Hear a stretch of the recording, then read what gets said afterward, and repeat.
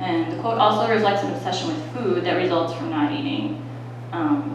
Obsession with food is a huge part of our eating disorder, and it also is magnified when, if anyone starves, like the men in the study, it's natural to become obsessed with food because your body's trying to get you to eat. So if someone is talking about food all the time, that could be a sign.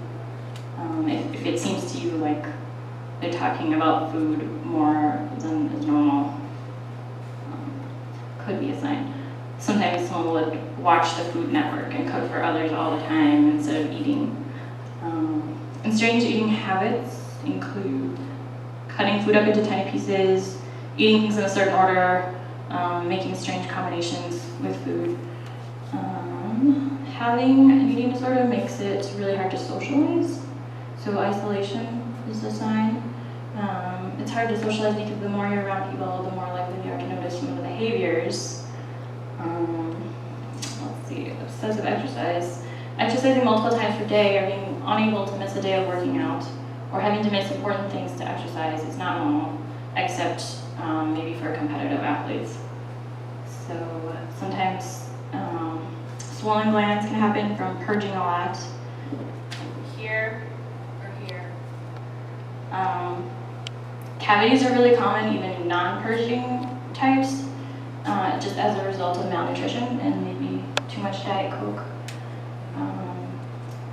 I used to drink Diet Coke instead of eating. So if someone keeps getting a lot of cavities, that can be a sign.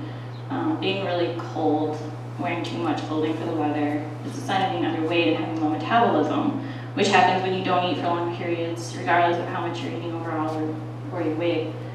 But it's important to remember that eating disorders happen at all sizes, so the behavioral signs are better indicators of that. Eating disorders happen because they fulfill a number of adaptive functions. And these are just a couple of examples. I split them into trauma-related and other, but there's really a lot of overlap. So that's kind of a false distinction. One study showed that 67% of participants with eating disorders have experienced some form of trauma. So it's very common, but it's not necessarily always there.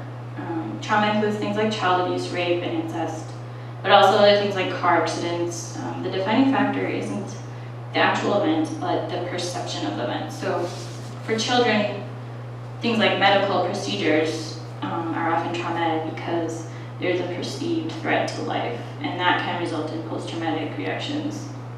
So, like we saw in the quote earlier, one of the functions of an eating disorder can be to feel like you're protected from sexual interest when someone has previously been sexually traumatized.